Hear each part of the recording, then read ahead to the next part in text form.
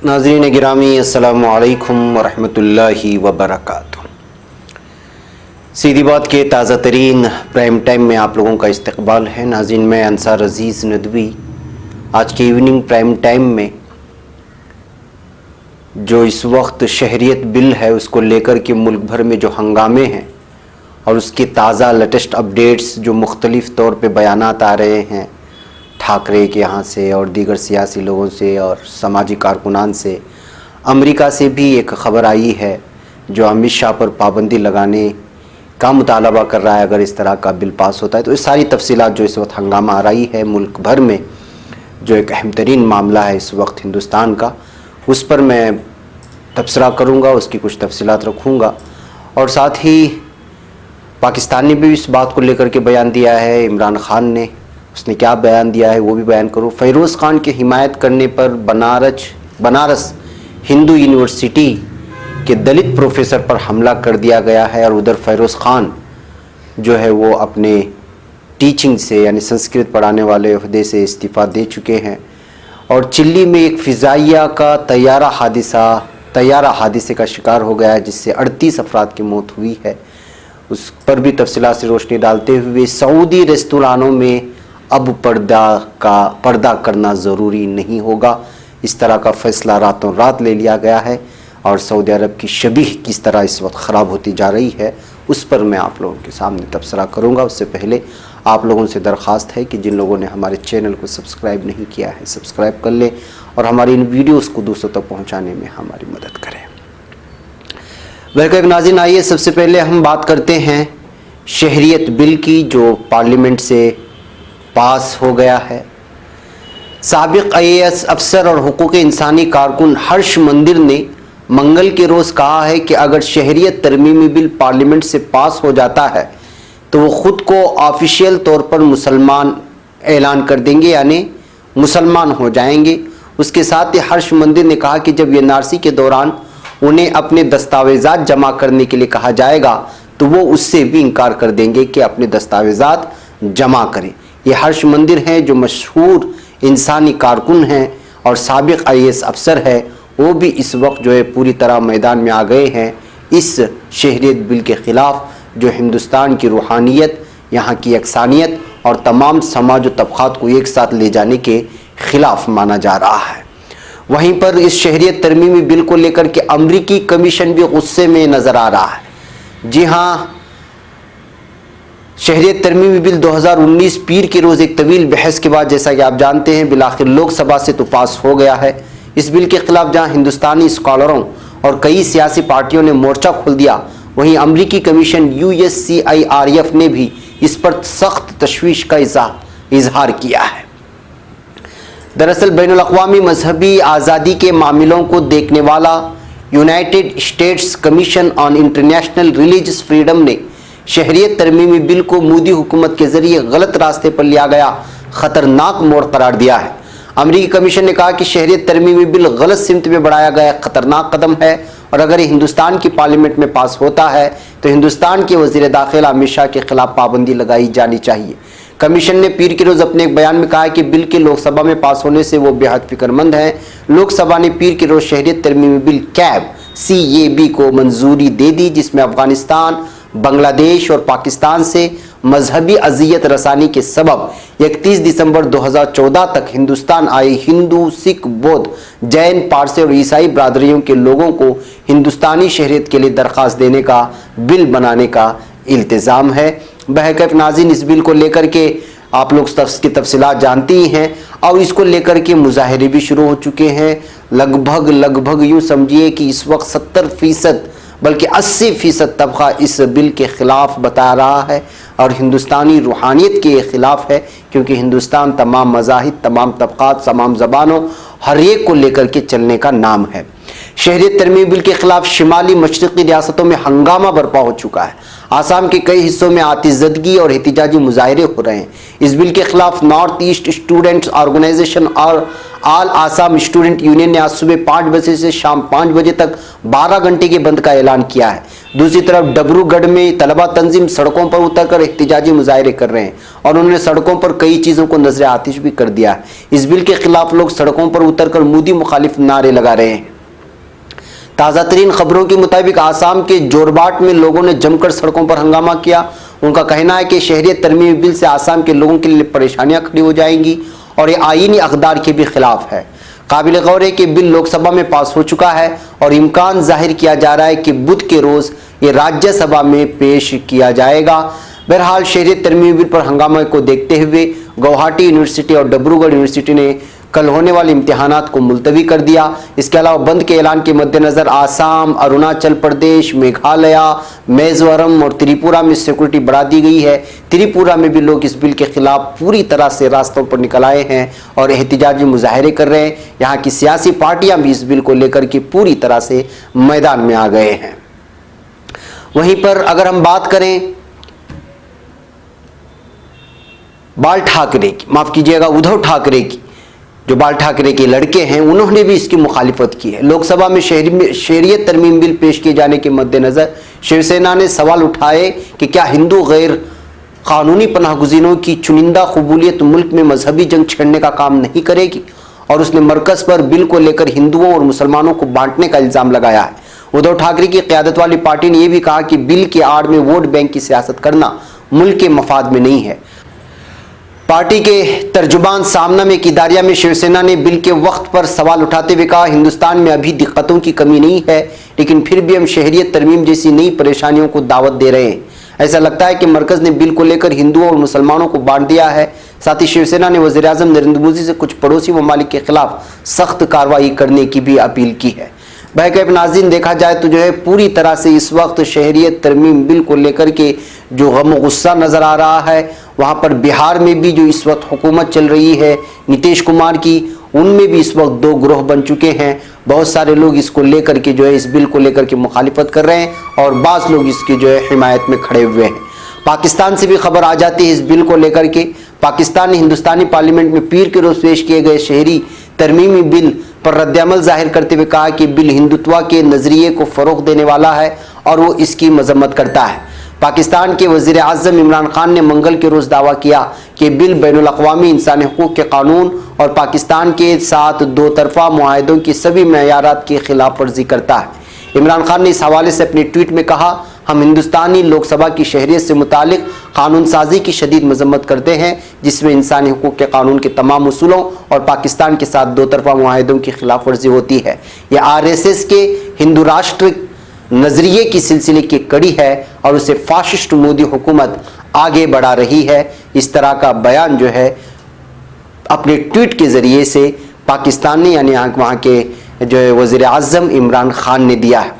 बहरकैफ नाज़रीन, हकीकत ये है कि इस बिल की जो नुकसानात हैं वो एक यहाँ के दूसरे मज़ाहिब के लोग भी महसूस कर रहे हैं कि इतनी लंबी जो एक पुराना और अपनी समाज और अपनी तहज़ीब और अपनी सक़ाफ़त और अपने मुख्तलिफ़ नौ तबक़ात और ज़बानों को लेकर के पूरी दुनिया में मशहूर है और अपने आबादी को लेकर के जो पूरी दुनिया में मशहूर है, वहाँ इस तरह का बिल पास करना वाकई काबिल अफ़सोस है, जिसकी वजह से इस बिल को भारत पर हमला करार दिया जा रहा है। उसकी सेकुलरिज़म पर, उसके एक ज़बान मुख्तलिफ न होने के बावजूद एक रंग में और एक ही साथ रहने पर जो इस वक्त अमन के माहौल में रहा जाता है, उस पर हमला करार दिया जा रहा है। ऐसे हालात में मुख्तलिफ सियासी पार्टियां तो सामने आ रही हैं, समाजी कारकुनान तो सामने आ रही हैं। सबसे अहम मसला ये है कि अभी तक हमारे मुसलमान तंजीमों के कायदीन इस बिल को लेकर के अभी तक रास्ते पर नहीं उतरे हैं। पता नहीं क्यों, शायद वो इंतज़ार में है कि कुछ और भी लोग मिल जाएं, लेकिन इस वक्त ज़रूरत इस बात की है कि जिस तरह की दीगर सियासी पार्टियां और दीगर समाजी तबका, जो बहुत बड़ा तबका इस बिल को लेकर के उसकी मुखालिफत कर रहा है, उन लोगों के साथ मिल कर के हमारे मुसलमान कायदीन को भी रास्ते पे आना चाहिए और तमाम तंजीमें हो, चाहे मकामी हो, छोटे सतह के हो, रियासती सतह के हो, ज़िली सतह के हो या फिर कौमी सतह के हो, चाहे जमीयत से वाबस्ता हो या मुस्लिम पर्सनल बोर्ड से वाबस्ता हो या कई मदारिस से वाबस्ता हो या समाजी तौर पर काम करने वाले तंजीमें हो या सियासी सतह पर काम करने वाली तंजीमें हो, ख़ुद को मिल्लत से जोड़ने वाले हों या कौमी नज़रिए के मुताबिक जोड़ने वाले हो या कौम की सियासी पार्टी कहने वाले, उन तमाम लोगों को चाहिए کہ وہ اس وقت اپنے دیگر مذاہب کی بالخصوص ہندو برادری کے وہ لوگ جو سیکولر مانے جاتے ہیں، وہ پارٹیاں جو سیکولر مانی جاتی ہیں، ان کے آواز میں آواز ملاتے ہوئے پوری طرح سے اس بل کی مخالفت میں آئیں اور احتجاج درج کرائیں، ضلع میں، قریے میں، شہر میں، بستی میں، گلی میں، تو شاید جو ہے جو آگے اس کا ایک اور بچا ہوا ہے مرحلہ، اس مرحلے میں یہ بل پاس ہونے سے رہ جائے، جو ہے ایک بہت بڑا فیصلہ ہو سکتا ہے، لیکن آواز اٹھانا ضروری ہے۔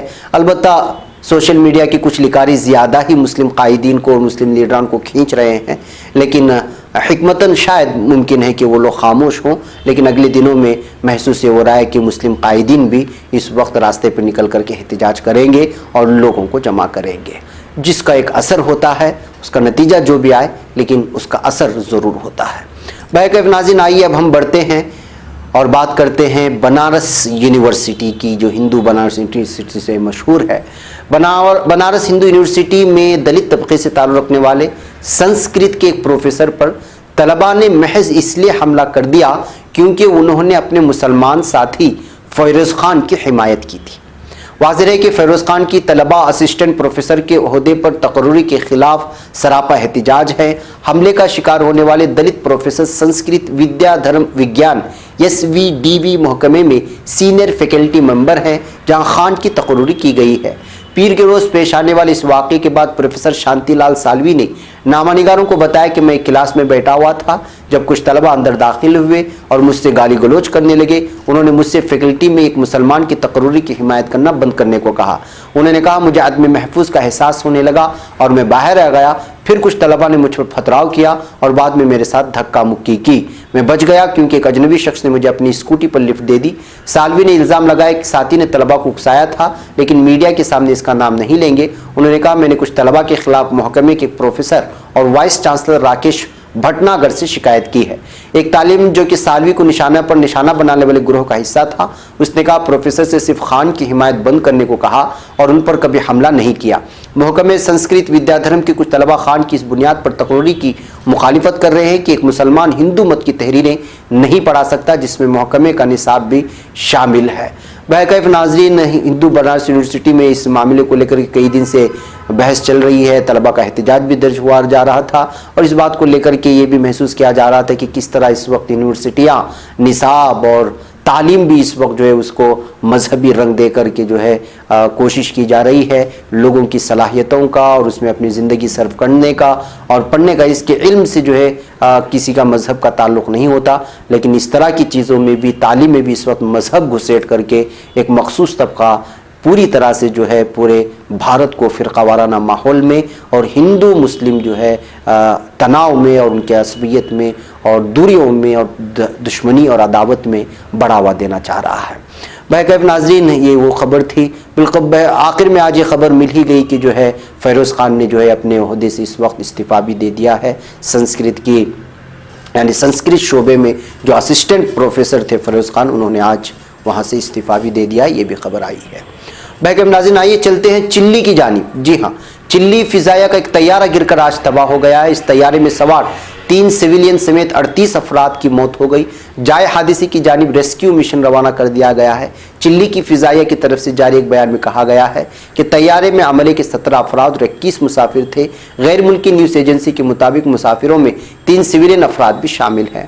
خبروں کے مطابق C-130 ہرکولس طیارے نے مقامی وقت کے مطابق شام کے 4 بجے چلی کے پنٹا اریناس ایئرپورٹ سے اڑان بھری تھی، جس کا 1 گھنٹے 5 منٹ بعد کنٹرول روم سے رابطہ منقطع ہو گیا۔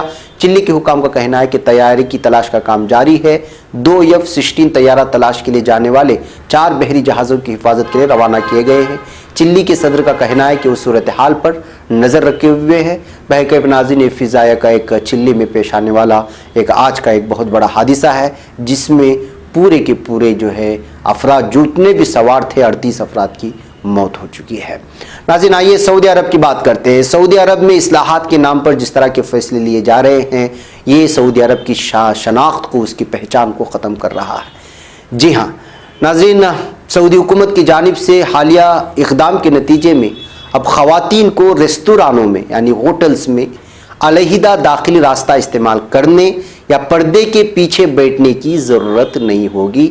یعنی کہ نارمل طور پر عام شہروں میں جیسے ہوتا ہے کہ اختلاط ہوتا ہے مرد و زن کا، اس طرح، اس لیے کہ سعودی عرب پردے کو لے کر کے بہت ہی سخت مانا جاتا تھا، لیکن اب جو ہے وہاں پر خدامت پسندی کا نام لگا کر کے، جبکہ خدامت پسندی نہیں ہے، شریعت میں ہے کہ جو پوری طرح پردہ کیا جائے، اسی کو وہاں پر لاگو کیا گیا تھا. لیکن ظاہر سی بات ہے کہ اب اس کو خدامت پسند کہہ کر کے، جس طرح کے لوگ کہتے ہیں بعض چیزوں کو جو ان کو پسند نہیں ہوتی اس کو خدامت پسندی سے جوڑ دیتے ہیں، اب اسی طرح کا یہاں معاملہ سعودی عرب میں اپنایا گیا ہے.